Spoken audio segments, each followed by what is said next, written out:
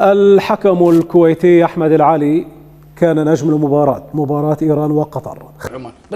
بسرعة عدل الوضع لا تحاتي. والله قلتها.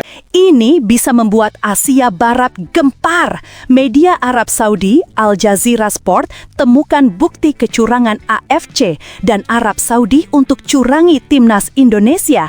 Tim investigasinya bahkan temukan fakta sebut wasit Kuwait Ahmad Ali kayak gini. Benarkah demikian? Alhamdulillah, kabar baik, rombongan timnas Indonesia sudah tiba di Arab Saudi dengan selamat. Apakah Erick Thohir dan PSSI langsung cari hotel mewah sendiri demi kenyamanan skuad kah? Nah, ini baru super top markotop. Akhirnya, Ivar Jenner resmi dipanggil ke skuad timnas Indonesia dengan cara ini. Wah, kira-kira apa ya? Yuk simak video sampai selesai. Sebelum dimulai pembahasan, mohon bantuannya untuk subscribe channel ini, agar tidak ketinggalan info Timnas Indonesia. Dilansir dari situs web Fiksi Garuda, dikabarkan tepat hari ini dunia sepak bola terkejut setelah media olahraga Arab Saudi Al Jazeera Sport International mengungkapkan hasil investigasi terkait kecurangan yang melibatkan Federasi Sepak Bola Arab Saudi (SAF) dan Federasi Sepak Bola Asia (AFC) menjelang pertandingan kualifikasi Piala Dunia 2026 antara Timnas Indonesia dan Arab Saudi. Media terkemuka ini mengklaim telah menemukan bukti bahwa pertandingan yang akan digelar di Arab Saudi ini sudah diatur dengan melibatkan wasit Ahmad Al-Ali dari Kuwait. Dalam laporan eksklusifnya, Al Jazeera Sport membeberkan sejumlah taktik licik yang diduga dilakukan oleh wasit Al-Ali yang disebut-sebut telah dibayar sebesar 500 miliar rupiah untuk memihak timnas Arab Saudi dengan tujuan mempengaruhi jalannya pertandingan demi meraih kemenangan yang menguntungkan bagi tuan rumah. Laporan yang disusun oleh tim investigasi Al Jazeera mengungkap bahwa wasit Ahmad Al-Ali yang ditunjuk oleh AFC untuk memimpin jalannya pertandingan ini menerima suap yang sangat besar untuk memastikan kemenangan timnas Arab Saudi. Berdasarkan hasil penyelidikan, diduga kuat bahwa Al-Ali mendapatkan uang sebesar 500 miliar rupiah dari pihak-pihak yang berafiliasi dengan Federasi Sepak Bola Arab Saudi. Dana besar ini diduga digunakan untuk memberi arahan kepada wasit untuk membuat keputusan kontroversial yang akan menguntungkan tim tuan rumah, seperti memberikan penalti yang tidak seharusnya diberikan, serta memperburuk peluang timnas Indonesia. Tim investigasi Al Jazeera juga mengklaim bahwa sejumlah taktik dirancang dengan sangat teliti untuk memastikan agar hasil pertandingan berjalan sesuai dengan rencana yang telah ditentukan. Menurut temuan Al Jazeera, wasit Ahmad Al-Ali telah secara khusus diinstruksikan untuk memberikan 2 penalti yang kontroversial kepada Arab Saudi di babak pertama. Dugaan ini muncul setelah rekaman video yang diterima tim investigasi menunjukkan bahwa kedua pelanggaran yang berujung pada tendangan penalti tersebut tidak cukup kuat untuk mendapatkan hadiah penalti bahkan oleh standar internasional. Penalti pertama yang diberikan pada menit ke-23 diakui oleh sebagian besar pengamat sepak bola sebagai keputusan yang sangat meragukan. Tidak ada kontak fisik yang cukup signifikan antara pemain Indonesia dan pemain Arab Saudi, namun wasit Al-Ali tanpa ragu menunjuk titik putih. Penalti kedua yang terjadi di menit ke-38 juga mendapatkan kritik keras dari pakar sepak bola yang menganggapnya sebagai keputusan yang salah. Timnas Indonesia sendiri menganggap keputusan wasit sebagai bentuk kecurangan yang merugikan mereka. Lebih mengejutkan lagi, Al Jazeera membongkar bahwa salah satu pemain kunci Arab Saudi, Salem Al-Dawsari, telah diberikan instruksi untuk pura-pura jatuh di dalam kotak penalti timnas Indonesia. Berdasarkan informasi yang berhasil dihimpun, Al-Dawsari dijadwalkan untuk melakukan aksi tersebut pada menit ke-15 babak pertama. Dalam skenario ini, ia diinstruksikan untuk mencari peluang kontak dengan pemain Indonesia agar wasit dapat memberikan hadiah penalti. Al Jazeera menyebutkan bahwa insiden ini merupakan bagian dari taktik yang sudah disusun untuk memastikan bahwa Arab Saudi akan mendapatkan keuntungan dari keputusan-keputusan wasit yang kontroversial. Pengamat sepak bola internasional menilai bahwa tindakan seperti ini jelas melanggar prinsip dasar olahraga yang mengutamakan fair play dan sportivitas. Tak hanya wasit yang terlibat dalam konspirasi ini, laporan Al Jazeera juga mengungkapkan bahwa 2 pemain Arab Saudi diberikan instruksi untuk pura-pura cedera di akhir babak pertama. Tujuan dari strategi ini adalah untuk memprovokasi bek timnas Indonesia Jay Idzes yang dikenal dengan temperamennya yang mudah terpancing. 2 pemain Arab Saudi yang terlibat dalam insiden ini berusaha untuk menarik perhatian Jay dengan pura-pura terjatuh dan memegangi bagian tubuh tertentu. Mereka melakukannya dengan sengaja di depan mata Jay yang pada akhirnya bisa terprovokasi dan melakukan pelanggaran terhadap mereka. Tidak hanya itu, Al Jazeera melaporkan bahwa wasit sudah dipersiapkan untuk memberikan kartu merah kepada Jay sebagai akibat dari insiden ini. Kartu merah kepada Jay Idzes akan menjadi keputusan yang sangat merugikan bagi Indonesia mengingat perannya yang sangat penting di lini belakang tim. Al Jazeera menyebut bahwa tindakan ini adalah langkah yang sudah dipertimbangkan dengan matang untuk membuat Indonesia bermain dengan kekurangan 1 pemain yang tentu saja akan menurunkan daya saing mereka. Al Jazeera Sport International tidak hanya mengungkapkan fakta-fakta mengejutkan tersebut, tetapi juga mengingatkan dunia sepak bola tentang pentingnya integritas dan transparansi dalam kompetisi internasional seperti kualifikasi Piala Dunia. Media ini juga mengecam keras tindakan yang dapat merusak citra sepak bola global dan menghancurkan kepercayaan publik terhadap kompetisi yang seharusnya diadakan dengan adil dan tanpa campur tangan pihak-pihak yang tidak bertanggung jawab. Reaksi terhadap laporan ini datang dari berbagai penjuru dunia. Beberapa mantan pemain dan pelatih sepak bola internasional mengecam keras dugaan manipulasi yang dilakukan dalam pertandingan ini. Banyak yang menyatakan bahwa kecurangan semacam ini tidak hanya merugikan tim yang dirugikan, tetapi juga merusak sportivitas dalam dunia sepak bola secara keseluruhan. Terkait temuan ini, Federasi Sepak Bola Indonesia (PSSI) belum memberikan komentar resmi. Namun, sejumlah pejabat PSSI dikabarkan sedang melakukan koordinasi dengan pihak-pihak terkait untuk mengajukan protes resmi kepada AFC dan FIFA. Sebuah pertemuan mendesak dengan pihak AFC juga kabarnya sedang dijadwalkan untuk membahas dugaan kecurangan dalam pertandingan ini. Di sisi lain, pihak AFC yang sempat memberikan pernyataan terkait penunjukan wasit Ahmad Al-Ali juga belum memberikan klarifikasi terkait tudingan ini.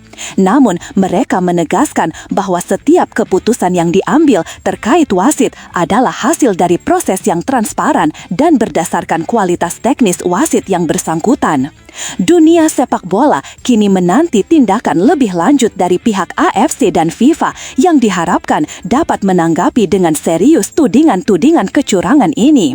Jika terbukti benar, tidak hanya pertandingan ini yang akan dihentikan atau dibatalkan, tetapi juga akan ada dampak besar terhadap kredibilitas AFC sebagai badan pengatur sepak bola Asia. Seiring dengan persiapan menjelang pertandingan, timnas Indonesia tentu akan tetap fokus pada persiapan mereka meski dihadapi dengan situasi yang penuh kontroversi ini. Dengan atau tanpa adanya kecurangan, skuad Garuda diharapkan mampu menunjukkan kualitas permainan mereka di atas lapangan meski segala hal yang terjadi di luar lapangan bisa sangat mempengaruhi moral tim. Bagi penggemar sepak bola Indonesia, ini adalah momen yang sangat penuh emosi dan ketegangan. Mereka berharap agar keadilan dapat ditegakkan dan timnas Indonesia bisa mendapatkan hasil terbaik meski segala rintangan yang dihadapi. Laporan Al Jazeera Sport mengungkapkan sebuah kisah kontroversial yang mencoreng integritas sepak bola Asia, khususnya dalam persiapan menuju.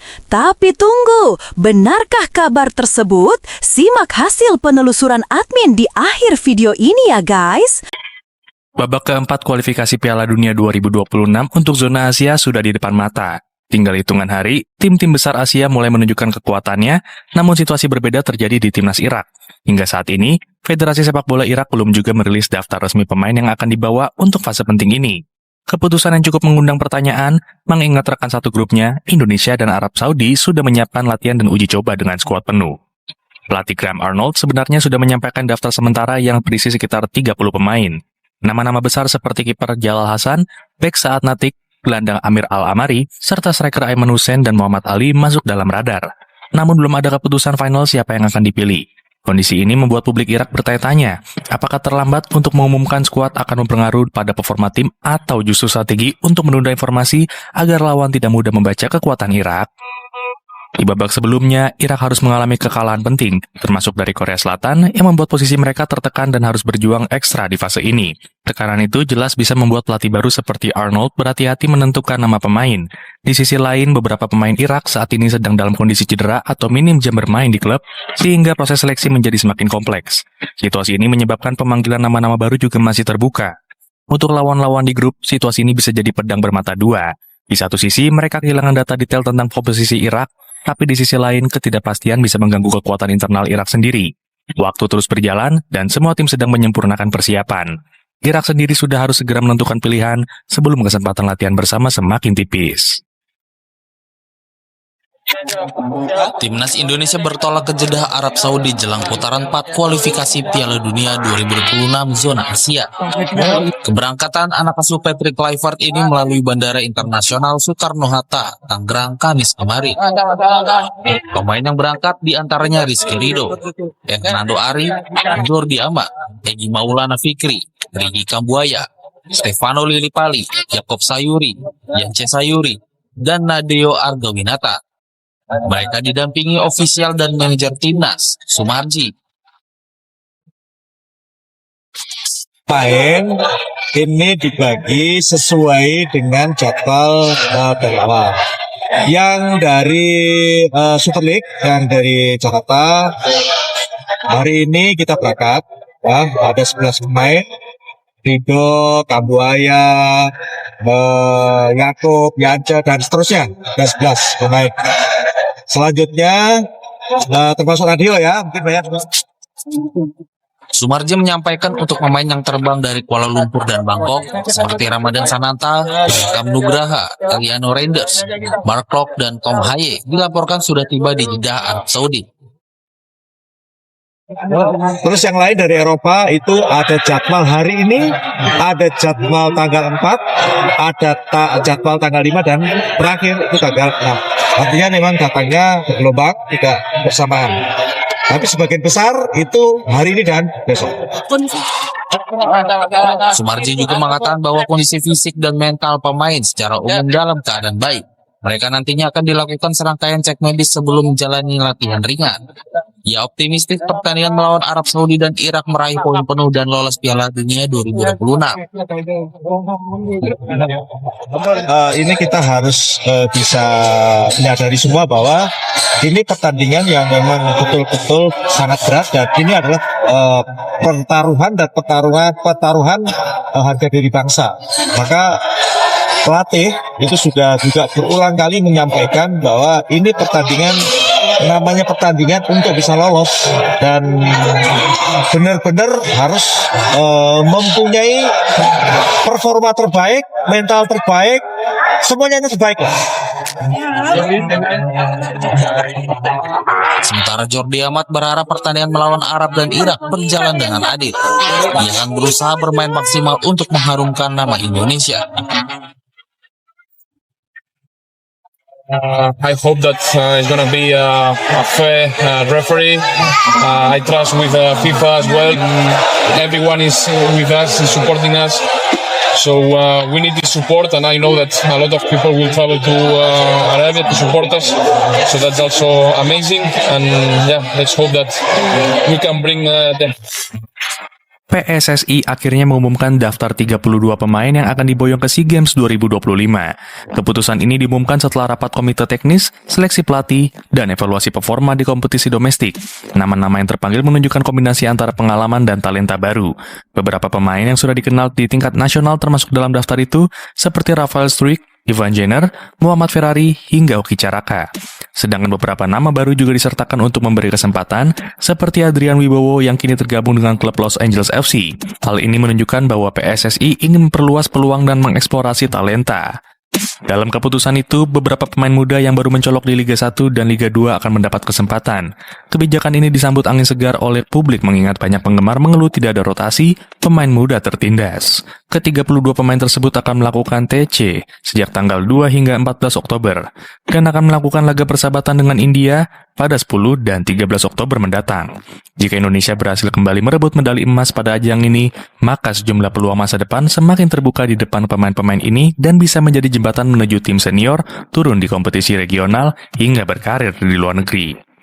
PSSI menegaskan bahwa proses seleksi didasarkan pada faktor fisik, teknis, taktis, dan kepribadian pemain. Tidak hanya lagi statistik, nama besar, atau popularitas.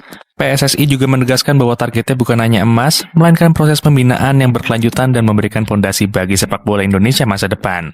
Penetapan 32 pemain ini tentunya masih bisa berubah sampai sesuai dengan kebutuhan, kondisi cedera, performa terakhir, dan seleksi final H-1 laga.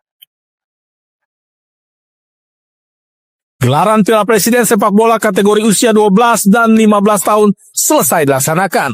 Berlangsung di Stadion Gelora 10 November Surabaya, Jawa Timur, laga final kelompok usia 12 dan 15 berjalan sengit. Usai SSB Garuda Surabaya mengunci titel juara U12 dengan mengalahkan Retut Lombok, kini giliran SSB Asti Kudus meraih gelar juara usai mengalahkan PS Malaka NTT dengan skor tipis 1-0. Sempat unggul di babak pertama dan pertengahan babak kedua, gol dark pemain Asti Kudus harus dianulir oleh VAR. Barulah di akhir laga Akbar mampu mencetak gol kemenangan untuk Asti Kudus. Apresiasi pun diberikan Menpora Erick Thohir yang hadir menyaksikan langsung laga final. Menurut Menpora Erick, semangat juang dari para pemain dan pelatih harus terus dijaga. Kemenpora pun berkomitmen untuk terus berkolaborasi dengan stakeholder olahraga agar bisa menghadirkan kompetisi yang kompetitif, tidak hanya dari cabur sepak bola, melainkan cabang olahraga lainnya. Ini membuktikan bahwa kalau kita kerja sama, semuanya ringan. Apalagi kerjasama ini untuk masa depan anak muda Indonesia. Tidak hanya tadi bermain sepak bolanya, tapi pembentukan karakter anak muda. Kita harus bisa terus menciptakan anak muda yang berani bermimpi, berkarya, dan cinta tanah air. Dan kita tanamkan ke mereka nilai-nilai patriotik, gigih, tapi juga empati. Piala Presiden sepak bola kategori usia 12 dan 15 tahun seri nasional diikuti sekitar 600 peserta dari berbagai regional yang ada di Indonesia. Pelatih PSM Makassar, Bernardo Tavares, menyampaikan ucapan perpisahan. Penunggakan gaji yang berulang jadi alasan arsitek asal Portugal itu angkat kaki dari tim Juku Eja. Bernardo mengucapkan terima kasih yang sebesar-besarnya kepada masyarakat Indonesia, terutama warga Makassar, dan tidak lupa berterima kasih kepada tim PSM Makassar. Ia mengumumkan pengunduran dirinya pada Selasa 1 Oktober malam. Bernardo mengungkapkan dengan rasa sedih yang mendalam, ia mengumumkan pengunduran dirinya dari PSM Makassar, klub tertua di Indonesia dengan sejarah hampir 110 tahun. Tavares mulai menangani PSM sejak 2022. Selama lebih dari 3 musim, ia mencatatkan lebih dari 100 pertandingan resmi. Catatan ini menjadikannya salah satu pelatih asing dengan masa jabatan terpanjang di Liga 1. Dalam perjalanannya, Tavares kerap dihadapkan dengan pada situasi sulit. Masalah finansial menjadi sorotan utamanya, mulai dari keterlambatan gaji hingga hambatan besar dalam aktivitas transfer pemain. Juru taktik berusia 45 tahun itu membeberkan kesedihannya berpisah dengan PSM. Alasan utamanya adalah ketidakmampuan membayar gaji, situasi yang telah Bernardo hadapi selama 3,5 tahun ia menjadi pelatih, namun kini sudah tidak dapat dipertahankan. Keputusan mundurnya Bernardo Tavares saat ini di momen yang tepat, mengingat Indonesia Super League tengah masuki jeda internasional. Pria asal Portugal ini juga bersyukur dapat memberikan prestasi di PSM, yakni juara Liga 1 2022-2023. Selama 3 tahun ini, PSM Makassar adalah klub Indonesia dengan performa internasional terbaik, selalu bermain di luar Sulawesi. Tavares menuturkan PSM berhasil memiliki skuad termuda di Liga, mempromosikan banyak pemain ke tim nasional muda dan senior Indonesia. Akhirnya perpisahan tidak bisa dihindarkan, ia pulang dengan rasa sakit, tetapi juga bangga. PSM Makassar akan selalu di hatinya. Sebelum memutuskan mundur, Bernardo Tavares menyebut belum mendapatkan pembayaran gaji selama 5 bulan. Timnya hanya menerima bonus usai mengalahkan Persija Jakarta. Supporter Juku Eja banyak menyayangkan kepergian dari pelatih yang telah menorehkan banyak prestasi mentereng bagi PSM Makassar. Karena sosok Bernardo sangat dicintai oleh supporter PSM, maka banyak ucapan terima kasih yang tersampaikan dari para pendukung PSM. Mereka turut mengucapkan terima kasih kepada Bernardo atas kecintaan dan dedikasinya selama melatih PSM Makassar. Sebagai supporter, mereka mengaku belum maksimal membantu Bernardo dan PSM Makassar. Menurut para supporter, keputusan Bernardo sudah dipikirkan dan dipertimbangkan dalam waktu panjang. Bernardo memilih mundur karena alasannya jelas, yakni gajinya menunggak. Bernardo mengungkapkan sudah 3,5 tahun gajinya telat dan kurang selama menjadi pelatih PSM Makassar. Kini pelatih asal Portugal itu memilih untuk tidak melanjutkan kontraknya bersama PSM yang seharusnya berakhir tahun 2027. Setelah ditelusuri oleh admin, berita pertama tadi hanya karangan ya guys. Tujuannya untuk edukasi penonton karena mulai marak berita karangan yang menyebar di YouTube.